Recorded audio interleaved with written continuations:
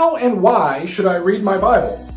Well, first of all, the why. If you want to understand God, if you want to understand faith, the supernatural things, the daily ins and outs of life, this is the great place to start.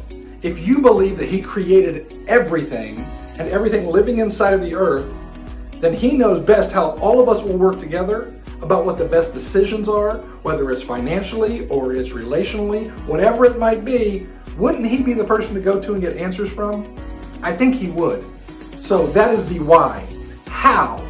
I would say there are two different ways, just to keep it pretty simple at first here. Read it slow and read it fast. Some people only read slow, so they don't get to see the big picture.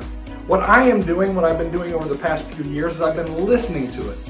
I've been listening to the Bible on YouVersion. You can download this free on any phone, and you can listen to it. Because what you start listening to is you start listening to 2 or 3 chapters, and you notice words and phrases that are repeated.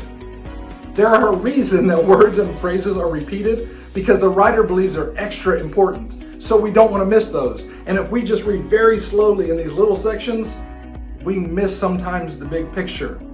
So I listen to it, and it helps me get the big picture. And then when I read it or study it, I go very slow.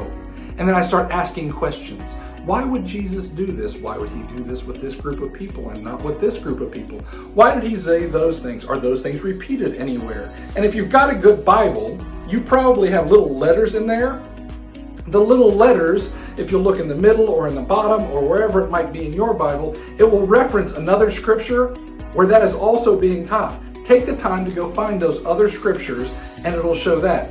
If you have a good Bible, you have this line at the bottom and you have this commentary. This is what people who have been studying this all of their life would say.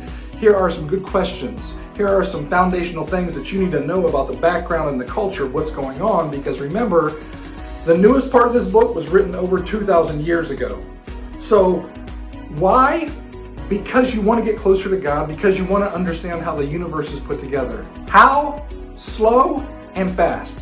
If you do that, it will really help your understanding of Jesus, your understanding of how the world works, and what is my response to it. My name is Scott Halter, and I am a pastor in Greensboro, North Carolina. If you are here in Greensboro, I would love to have you come visit us Sunday mornings, 10 a.m. You come visit us. We teach out of Scripture. I make sure you understand it. I'm sure you'll feel welcome, and I'll save you a seat.